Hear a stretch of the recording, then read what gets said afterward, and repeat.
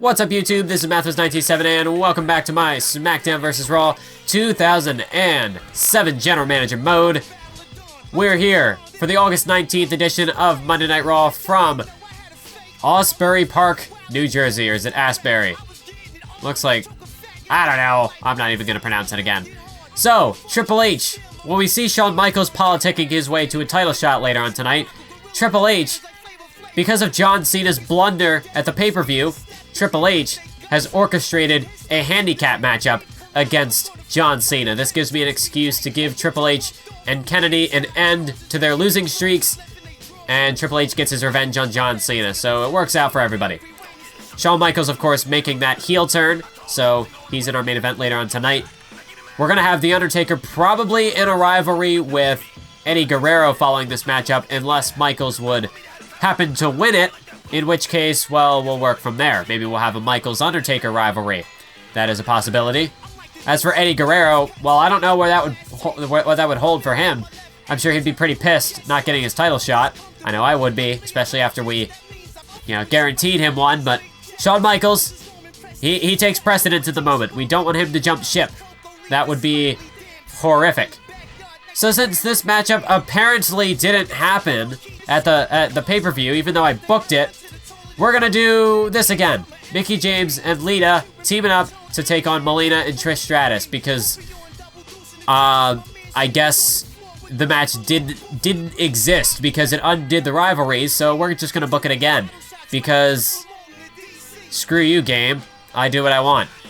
So yeah, hopefully this time Melina and Trish can win, because Melina is on a 4-match losing streak, and I'd like that to come to an end. Preferably today, and not sometime after she has jumped ship to SmackDown. Otherwise, we have some new matchups that we can do. So we'll have Edge take on Joey Mercury. Well, no, hold on. Let's do this manager thing. So we'll have Joey Mercury take on Edge. We'll put Johnny Nitro in his corner, Randy Orton in Edge's corner. Mercury really needs a win as well, so I'm hoping that he can get it here, because Melina hasn't been helping him at all. So Joey Mercury, he needs this win tonight. This tag title match has to happen. We've been putting it off for so long because Mercury he's not popular enough. We got to make him more popular. I guess on the bright side, Edge and Orton are still on the show. So for you guys, you Edge and Orton fans who don't want me to trade them away, they're keeping themselves alive. Their contracts are secure as long as they hold those tag team titles. Who do we got left? We've got about 6 people here. I guess Guerrero's sort of a floater for the moment. JBL as well. We just started a rivalry between Mick Foley and Shelton Benjamin, so I suppose we can put that matchup together, and then maybe we'll throw together a tag team matchup. How about Kurt Angle and Eddie Guerrero? No, wait. That's 3 heels. Crap, that isn't going to work. We could do another handicap matchup, but Mysterio needs the win. We could do a Fatal 4-Way, but then 3 people are going to lose. How about we do Rey Mysterio versus... Wait, no, that isn't going to work. The problem is that we have more heels than faces available at the moment, so... Okay, we'll deal with it. We're going to have Mick Foley take on Shelton Benjamin. That is going to be a thing. So we'll go ahead and make that matchup. I'm surprised that Mick Foley, how he's been able to keep increasing in popularity, even though his win-loss record has kind of been up and down. Like, he'll win a match and then lose a match. Never really has had a massive winning streak, at least not for a while, but he's still, keeping that average popularity. If anything, it's increasing. And then we've got 4 guys left, so I guess we'll do, Guerrero. He's not exactly a face at this point, but with Michaels sort of politicking his way to the top, Guerrero needs something to do this week. So I guess he can try to rebuild this bridge with Rey Mysterio, perhaps. Now that Chavo Guerrero's gone, maybe Guerrero will need another ally in his back pocket. Or maybe he's just playing Mysterio. That's a possibility. Mysterio's going to have to watch his back in this tag team matchup as they take on JBL and Kurt Angle. And I think this is a pretty solid card for this week. Obviously, we are going to showcase the Shawn Michaels Undertaker matchup because hate to have a title change off screen. So let's get the show underway. Shawn Michaels, formerly a fan favorite, now turned into, well, I mean, I'm not quite sure if the fans have realized what he has done yet, but now that he's making his entrance, I'm sure that they have. Shawn Michaels, he lost at SummerSlam. He fought Eddie Guerrero in an Iron Man match, and to be fair, Guerrero did bend the rules as much as he could to get what he wanted, and that was the victory and the #1 contendership. But Eddie Guerrero, or I should say Shawn Michaels, he wasn't going to stand for that. And so, after he lost, Shawn Michaels stormed into the GM's office, and well, he threw a temper tantrum, pretty much. And as a result, Shawn Michaels is getting this WWE title opportunity tonight against The Undertaker in the main event of Monday Night Raw. And Shawn Michaels, you can see, acting like he's playing up to the fans here, but obviously, he has turned a new leaf. Shawn Michaels, what he did was not respectable. Shawn Michaels, he didn't earn this matchup tonight. He politicked his way to the top. Like I said, he threw a temper tantrum just to get what he wanted. A match that he did not earn, a match that he, quite frankly, stole from Eddie Guerrero. But to be fair, Eddie stole that matchup at SummerSlam, so I guess that's fair play to him. But The Undertaker, I'm sure he's not very proud of this whole situation. Taker recently has turned a new leaf as well. And The Undertaker, I don't think, well, we know that he's a leader in the locker room. And considering that The Undertaker and Shawn Michaels were both Raw originals in the 2006 series, they helped carry Monday Night Raw, even though it was the inferior brand at the time. And now to see Shawn Michaels just, you know, his attitude completely change like this, I'm sure that that will not sit well with the dead man. And The Undertaker looking to exact some punishment, perhaps even some revenge on Shawn Michaels here tonight. So I've been thinking about it more, and I really like this current sort of canon that we've got going for the General Manager Mode series. And I think if I would continue on and do that sort of challenge mode in 2008, I would like to really continue this canon into that game, although it might be a little more difficult considering I won't be able to draft many main event superstars for that series, but I don't know, it could be interesting. I still haven't really, I'm not really sold on the idea just yet. Of course, like I said, this is pre-recorded, so I haven't really gotten your feedback yet, but I'm sure in the comments section, if I've gotten some good comments, I'll reply to you guys, and that might give you a bit more of an understanding of what I'm feeling at this current time. But if I do that series, I definitely would want to continue with this canon because it's carried over from the 2006 series into 2007, and I do like the sort of, I guess, like the lore that we're coming up with. The reasoning behind sort of these series, just adding sort of an extra backstory. I do like it. It has made this series feel a lot. The 2006 one was more of a standalone because it was essentially the beginning of this canon.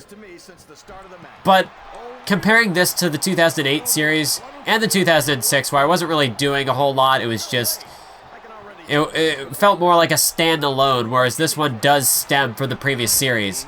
And I do like that, that might be the only reason why I would consider revisiting 2008 GM mode, was just to continue this canon. Because I don't see many people do this. Like with a GM mode, usually it's, they'll play whatever game and that's its own series. But this time around, I'm trying to make it more of a continuous project where one goes straight into the other. I'm trying to figure out how you do old school, but I'm not having any luck here. As The Undertaker inside cradle, 1, 2, and a kick out by Michaels. As The Undertaker, he really is playing no games. He's not messing around here tonight. Shawn Michaels, he has no tolerance for guys who will politic their way to the top like this. The Undertaker, oh my god, a super kick right on the jaw out of that arm lock position. And that one has rocked The Undertaker. That completely threw him off of his game. This is a huge opening for Shawn Michaels tonight. Let's look at Shawn Michaels, the sharpshooter. The sharpshooter is applied. Shawn Michaels looking to make Undertaker submit. But it's not going to happen. Michaels is going to have to do way more damage to that. Or way more damage than that to The Undertaker to hope for the victory. Especially at this stage of the game, it's way too soon to call a victor in this matchup.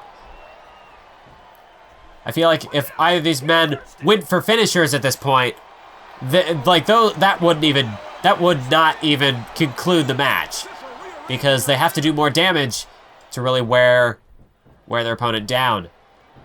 As Shawn Michaels really just, oh, now a boot to the midsection. Shawn Michaels keeping The Undertaker grounded, and he's gonna go back to that sharpshooter. Shawn Michaels locks in the sharpshooter again, as The Undertaker, he's been completely grounded. He has not been able to utilize his power or anything from the get-go. I mean, once Shawn Michaels caught him with that kick to the chin, that really was all she wrote. As again, Michaels is just spamming this sharpshooter. The Undertaker, he's in some serious trouble right now. As Shawn Michaels just sharpshooter after sharpshooter, Taker finally able to get to the ropes. But look at Michaels. Michaels, well, I thought he was going to use the 5 count there. He definitely held that in a bit longer than he needed to. But not quite so far as to utilize the full 5 count. As Undertaker back to his feet and a massive boot. A massive boot to Shawn Michaels. And now The Undertaker's back in it. The Undertaker's got his groove back. As The Undertaker, big time punch to the face of Shawn Michaels. As the purest, or no, the best pure striker in the WWE looks to fire up. Look out. Sweet chin music. Shawn Michaels. He nails it. The Undertaker's down. But is he out? Shawn Michaels, a sweet chin music right in the kisser, right on the button. As he drags Taker to the center of the ring. But, oh my God, The Undertaker right back to his feet. Unbelievable. And a massive uppercut from the dead man. The Undertaker now a massive clothesline. Here comes The Undertaker, leg drop to Michaels. The Undertaker. It almost seems like Michaels has awoken a fire in the dead man. As The Undertaker starting to channel his second wind here. A nice hammerlock. Just going to work on the arm of Michaels. Michaels, however, with the reversal. And look at this. Drop toe hold. And Shawn Michaels just turns it straight into a crossface. A slick transition there by Shawn Michaels. As he again brings Taker back to the mat. And Shawn Michaels, that is what has gained him the advantage in this matchup thus far. As Taker tries to catch him. But Michaels is too slippery. He's like an eel right now. Taker just can't keep a hold of him. As now Michaels has him up to that top rope. And now it's Michaels willing to bend the rules. Willing to just torture the dead man with that top rope again. And perhaps the signs were all there. Shawn Michaels used very similar tactics to this against Eddie Guerrero at SummerSlam. And I guess we just didn't notice it because, well, it was Shawn Michaels. You know, why would we expect him to turn his back on us like this? But now that he has, you know, everything's in full display. Everything is obvious. Oh my God, massive uppercut by the dead man. But The Undertaker just, you know, he's able to get these shots in. But Michaels every time has an answer. When Taker starts to build some momentum, he doesn't keep it for very long. Shawn Michaels is right back on him. As now, scoop slam delivered to the dead man. And imagine what a crime it would be for Shawn Michaels to win the WWE Championship here tonight. How despicable would that be? As The Undertaker, I mean, he's doing everything he can. He's doing everything he can to put Michaels away. Oh, but this might be it. This might be the final nail in the coffin from the top rope. Undertaker choke slam. The choke slam. Michaels is out cold. But The Undertaker just sort of sizing him up. The Undertaker. Oh, man. Here we go. What follows the choke slam but the last ride?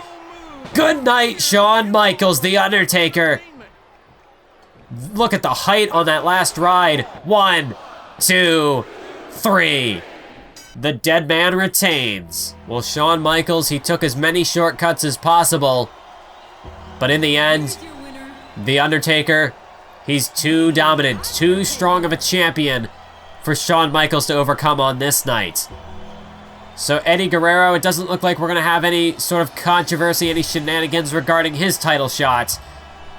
The Undertaker has put away Shawn Michaels here tonight on Raw in New Jersey. And now he can focus squarely on Eddie Guerrero.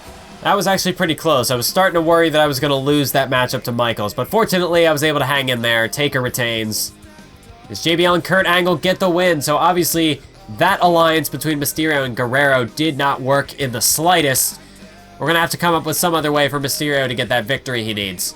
Mick Foley defeats Shelton Benjamin. Perhaps an Intercontinental Championship match is looming in the future. Thank you, Joey. Mercury gets the win over Edge, finally snapping that losing streak. Good Lord, I forgot about this handicap match. No, how did this happen? How did this happen? John Cena somehow won. I mean, he really is Superman. Good Lord. And Lita and Mickie James beat Melina and Trish Stratus just like they did on Heat. Except that that match didn't happen, so whatever. Oh, okay, SmackDown, I see what we're doing here. Because we killed you at SummerSlam, you have to go under the table with these stupid... You know what? I've had enough. I've had enough of SmackDown's BS. Plus 260,000. Holy crap, 10 matches in a row. Well, that's good work for Kane. That's gonna really boost his popularity, that's for sure. But you know what? I'm sick of this. Interference promotion. Who do we send? Who do we send indeed? I don't know if it gets a popularity boost. It's possible that it does. We're gonna see. We're gonna find out. I'm gonna send Joey Mercury to Raw next week in Mexico. Joey Mercury, he's gonna be back in the States in Green Bay, Wisconsin, taking out the SmackDown talent. I like it. It's about time that we put them in their place. They need to stop it with these rumors. Yeah, everybody is just losing right now. Melina, like, I gave you two a chance. How did you lose a handicap matchup? You guys are pathetic. You're fools. That's what you are.